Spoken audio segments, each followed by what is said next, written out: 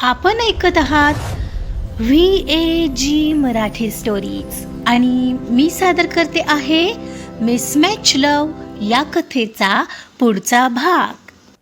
चला सुरुवात करते मिसमॅच लव भाग 62. गाडी रस्ता कापत होती, पण गार्गी विचार करत होती की कार्तिक स्वतः न्यायला आला, कारण त्याला माहीत असणार की असं रात्री अपरात्री त्याच्या घरच्या स्त्रियांना रस्त्यावर ऑटोची वाट पाहत उभं राहावं लागेल, जे त्याला पटणार नव्हतं. ही त्याची काळजी होती की त्याची शिस्त हे मात्र गार्गीला उमजत नव्हतं. शिवाय घरी गेल्यावर आणखीन काय ड्रामा होणार होता त्याची कल्पना करणंही अशक्यच होतं. एवढ्यात गाडी इनामदार व्हिलाच्या गेटसमोर आली. गेटपाशी उभ्या असलेल्या वॉचमनने अदबीने गेट उघडलं. कार्तिकने गाडी थेट पोर्चमध्ये उभी केली आणि इंजिन बंद केलं. तिघेही कारमधून उतरले आणि घरात निघाले. त्या शांततेत एक खूप मोठी भीती जाणवत होती. आत शिरताना गार्गी आणि क्षितीने एकवार एकमेकींकडे पाहिलं आणि जड पावलांनी हॉलच्या आत आल्या. पाहतात तर तिथे सगळेच हजर होते. गायत्री, निधी, श्रीकांतराव, मनीष काका आणि दादासाहेब तर उभेच होते. त्यांच्या चेहऱ्यावर आज कठोर भाव होते पाहून गार्गी आणि क्षितीने पुन्हा एकदा एकमेकींकडे पाहिलं. गार्गी, तुला माहीत नाहीये का या घरातला नियम? घरातल्या स्त्रियांनी 9च्या नंतर बाहेर राहिलेलं बाबांना चालत नाही. श्रीकांतराव म्हणाले. हो ना, तरीही खुशाल क्षितीला घेऊन इतक्या रात्रीची फिरत राहिलीये. तू तर बिघडलेली आहेसच, पण तिलाही बिघडवत आहेस. गायत्री मध्येच आपलं तोंड सुख घेत म्हणाली. अगं मॉम, तू तिला का बोलते आहेस? क्षिती आता मध्ये बोलली. बघा बघा श्रीकांत, आता आपल्या क्षितीलाही माझ्याशी उलट बोलायला शिकवलंय तिने. काही म्हणजे काही अर्थ राहिला नाही. बाबा, आता तरी दिसतंय का तुम्हाला ही कशी आपल्या घराची शिस्त बिघडवते? गायत्री आगीत तेल ओतण्याचं काम करत होती. बास गायत्री, प्रत्येक वेळेस तू बोललीच पाहिजे का? मी आहे ना अजून इथे. दादासाहेब चिडले. सॉरी बाबा, म्हणत गायत्रीने मान खाली घातली. गार्गी, मला सांग, असं कुठे गेला होता त्यामुळे एवढा वेळ लागलाय तुम्हाला घरी यायला?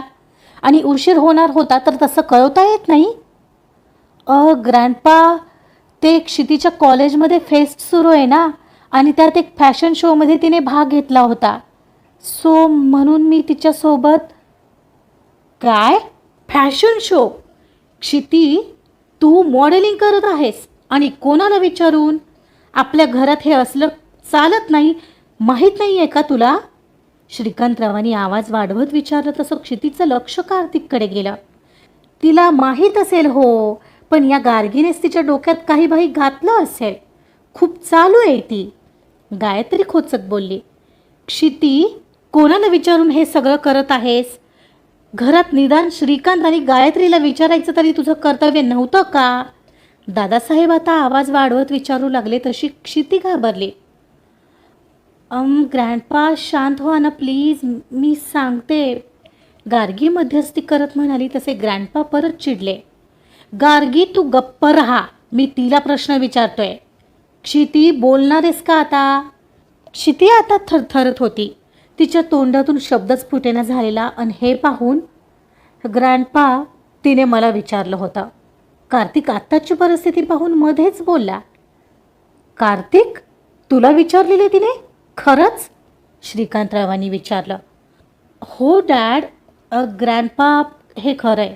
तिने विचारलेलं मला आणि मी काही अटींसह परवानगी दिली होती, कारण ती त्या अटी पाळायला तयार होती. अरे पण मग घरात काही बोललं का नाहीस? आणि तरीही अशी परवानगी तू दिलीस तरी कशी, तेही बाबांना विचारल्याशिवाय? निधीमध्येच मुद्दाम म्हणाली. सी काकू, मला काही अयोग्य वाटलं नाही आणि आपल्या इनामदार घराण्याच्या नावाला काही धक्का लागणार नाही असं तिने वचन दिलेलं, म्हणून मी दिली होती परवानगी. सॉरी ग्रँडपा, तुम्हाला असं न विचारता. कार्तिक, तू निर्णय घेतलास ठीक आहे, पण निदान मला सांगायचं तरी होतंस. पण खरंच हे सगळं करण्याची गरज आहे का क्षिती? दादासाहेबांनी विचारलं. ग्रँडपा, तिचं हे स्वप्न होतं म्हणून मी तिला सपोर्ट केला, आणि डोंट वरी, ती उगाच असले तसले कपडे घालणार नाही याची काळजी मी घेतली आहे. इवन कार्तिकने मला तिच्यासोबत राहायला सांगितलं होतं, म्हणूनच मीही तिच्यासोबत तिच्या कॉलेजमध्ये गेले होते आणि आज नेमका तिथं थोडा वेळ लागला, सो उशीर झाला.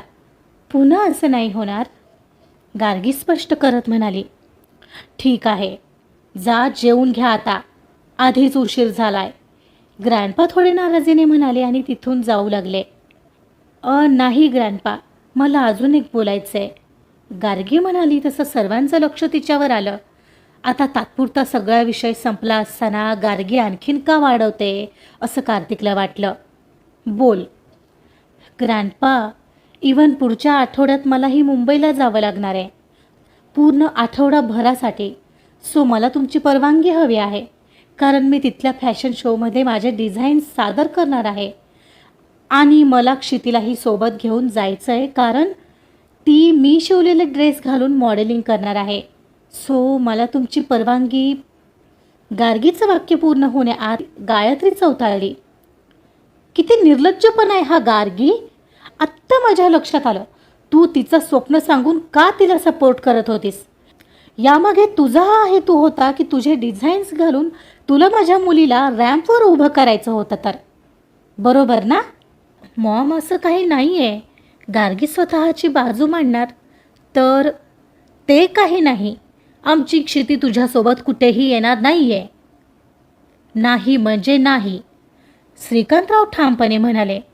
हो ना, ती काही वस्तू नाही आहे. तुला कुठे जायचं तिकडे जा, तुला काय करायचं ते कर, पण आमच्या घरात आजपर्यंत कोणी असं केलं नाही आहे आणि ते आम्ही चालवूनही घेणार नाही. क्षिती, तू इकडे ये, गायत्री म्हणाली आणि तिने क्षितीला ओढलं. मॉम, पण मला जायचं आहे तिच्यासोबत. तू गप्प बसतेस का क्षिती. गायत्रीने तिला डोळे वटारले. गार्गी, हा विषय आता इथेच बंद करायचा आहेस, तू जाऊ शकतेस, श्रीकांतराव म्हणाले. गार्गीला आता वाईट वाटलं, जणू ती आता एकटी पडलेली, तिचे डोळे पाणावलेले. कार्तिकलाही तिचं असं एकटं पडणं सलत होतं, पण त्याची पुढे काही बोलण्याची हिंमतच झाली नाही. ओके, आय एम सॉरी, मी पाहीन माझं मी, म्हणत गार्गीला आता तिथं उभं राहणंही अशक्य होतं. ती डायरेक्ट वर जायला निघाली. गार्गी पायऱ्या चढून वर गेली आणि तिच्या पावलांचा आवाज विरला. तरी हॉलमध्ये जणू एक सुन्न करणारी शांतता शिल्लक राहिली होती.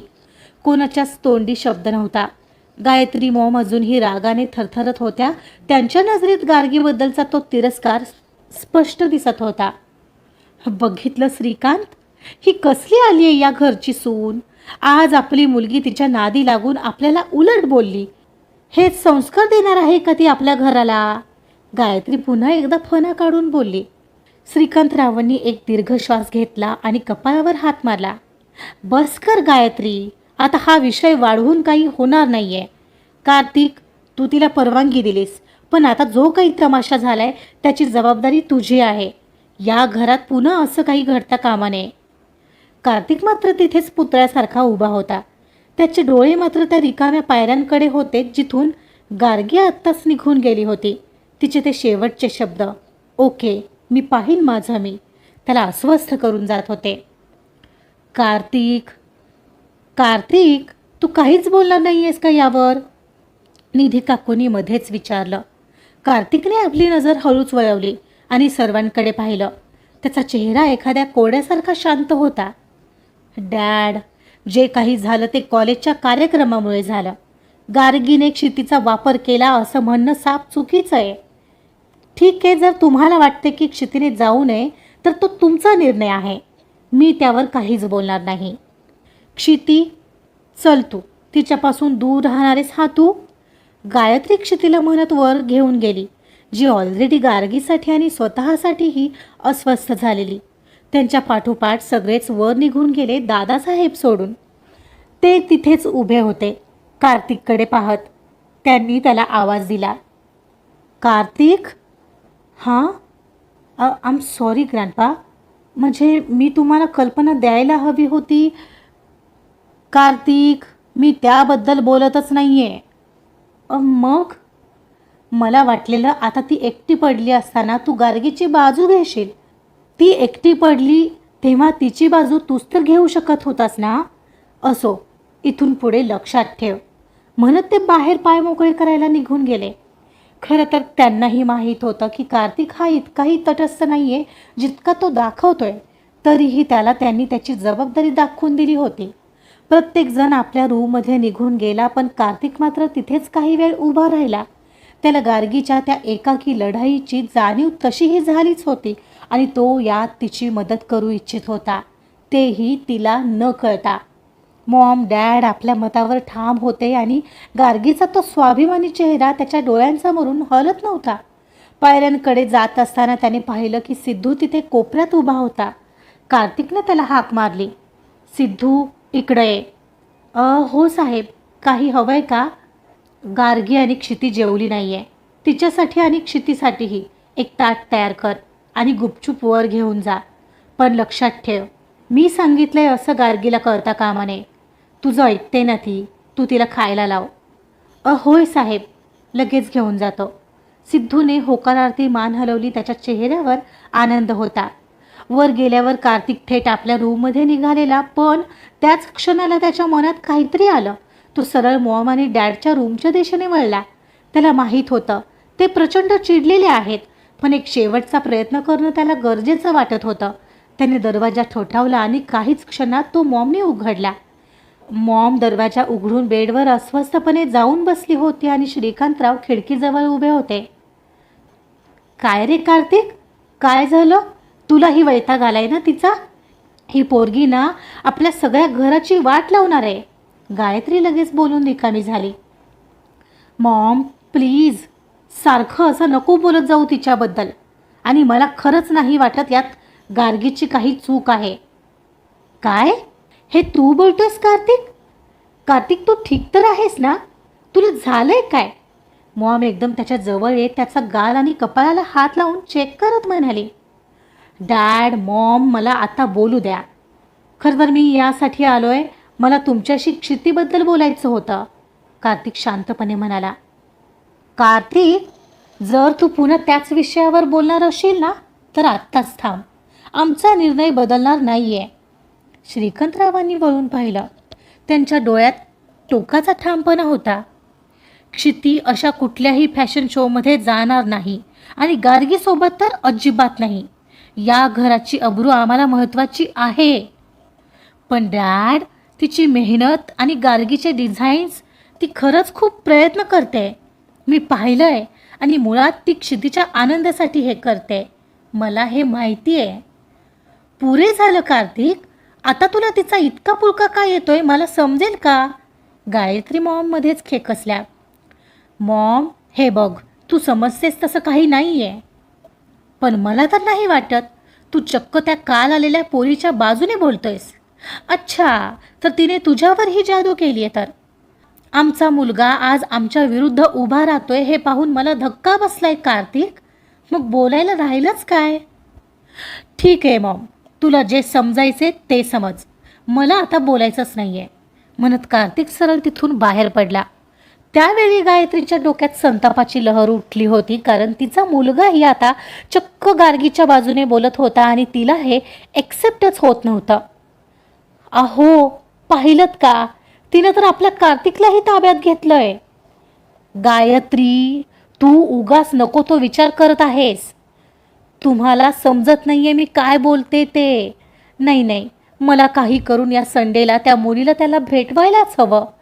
ही गार्गी मला या घरात सून म्हणून अजिबात नकोय.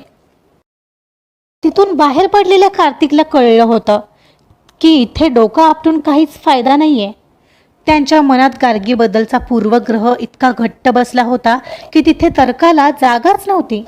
तो काहीही न बोलता तिथून बाहेर पडला. त्याच्या चेहऱ्यावर आता एक वेगळाच निर्धार होता. कार्तिकने आपल्या बेडरूमचा दरवाजा उघडला. रूममध्ये एक प्रकारची सुन्न शांतता पसरली होती. गार्गी सोफ्यावर बसलेली आणि तिच्या बाजूला जेवणाचं ताट तसंच होतं आणि ती आता शून्यात नजर लावून कसल्याशा विचारात हरवली होती. कार्तिक आता आला तरी तिने मान वळवून पाहिलं नाही. तिचं असं शांत बसणं आणि शून्यात पाहणं कार्तिकला आता कुठेतरी त्रास देत होतं. तो शांतपणे आपल्या बेडवर जाऊन बसला. सगळ्यात आधी त्याने आपला फोन हातात घेतला. ऋषीला त्याला मेसेज जो करायचा होता, पण तिचं फॅशन शो नेमका कुठे आहे ते त्याला माहिती नव्हतं. माहिती तर तिलाच विचारावी लागणार होती. त्याने दीर्घ श्वास घेतला आणि तिला विचारलं, कधी जाणार आहेस तू मुंबईला? तुला काय करायचं आहे कार्तिक? तुझं तू काम बघ ना. तुला काही सांगायला आले का मी? ती त्राग्याने नाही तर शांततेत बोलत होती. तेवढे 4 दिवस मला माझ्या रूममध्ये शांतता मिळेल म्हणून विचारलं मी. कधी जाणार आहेस? तो खोटंच बोलला तशी ती चिडून म्हणाली, हो का? मग मी येत्या संडेला सकाळी जाणार आहे आणि आठवडाभर तरी नाही आहे. हवी तेवढी शांतता मिळेल तुला, मग तर झालं. आणि कशी जाणार आहेस? ट्रेननी जाणार आहे. पण तू काय एवढे प्रश्न विचारतोयस? आणि कुठे राहणार आहे? त्याने तरीही पुढचा प्रश्न विचारला. हॉटेल सेंट रेजिसला आहे तो शो. तिथे जवळपास एखादी रूम घेऊन राहील. पण तू तू काय एवढ्या चौकशा करत आहेस? हॅलो, विसरू नकोस, बायको फक्त नावाला आहे मी. तू माझ्यावर नवरेगिरी करू नकोस हां. का आता तुला काही प्रॉब्लेम आहे मी मुंबईला जाण्याचा? तसं असेल तर तसं सांग. तिचा आवाज आता एकदम रडवेला झालेला. मला काहीच प्रॉब्लेम नाही आहे गार्गी. ओके, तू आता जेवून घेतेस का? शांतपणे उत्तर देत तो म्हणाला. तू का सांगतोयस मी पाहीन जेवायचं का नाही ते? मला काय करायचं आहे? तुलाच तिथे मुंबईत जाऊन काम करायचं आहे. बेस्ट द्यायचं असेल तर एनर्जी तर हवीच. मग ठरव तूच. म्हणत आता तो सरळ उठला आणि मोबाईल घेऊन गॅलरीत आला. लगेच ऋषीला मेसेज टाईप करायला घेतला. ऋषी, तातडीने मुंबईत हॉटेल सेंट रेजिसमध्ये एक ऑलिशान रूम बुक कर आणि बुकिंग गार्गीच्या नावाने कर. गार्गीला वाटलं पाहिजे की हे ऑर्गनायझर्सनी केलं आहे. आणि हो, आणखीन एक प्रोफेशनल मॉडेल हवी आहे. तिला उद्या सकाळी सिक्रेटली गार्गीच्या बुटीकवर पाठव. माझं नाव चुकूनही तिथं येता कामा नये. कार्तिकने मेसेज सेंड केला आणि लगेच ऋषीचा रिप्लाय आला. डन. उद्या सकाळी झालेलं असेल काम सर. कार्तिक आता आत आला. एकदा गार्गीकडे पाहिलं. ती आता जेवत होती पाहून त्यालाही समाधान वाटलं. कार्तिकने फोन बाजूला ठेवला आणि बेडवर टेकून बसला. गार्गीकडे पाहताना तो तिचाच विचार करत होता. तिला वाटतंय ती एकटी आहे, पण मी तिला आता एकटं पडू देणार नाही. आजचा भाग इथेच संपलेला आहे. गार्गीसमोर आता एक नवीन अडचण उभी राहिली आहे. तिला मुंबई स्पर्धेसाठी एक मॉडेल हवी आहे. कार्तिक तिची मदत करेल असं दिसतंय, पण त्याची ती मदत ती स्वीकारेल का? बघूया काय होतंय पुढील भागामध्ये. ऐकत रहा मिसमॅच लव्ह. कथा आवडत असेल तर प्लीज लाईक करा, सबस्क्राईब करा आणि शेअर सुद्धा करा. Thank you so much.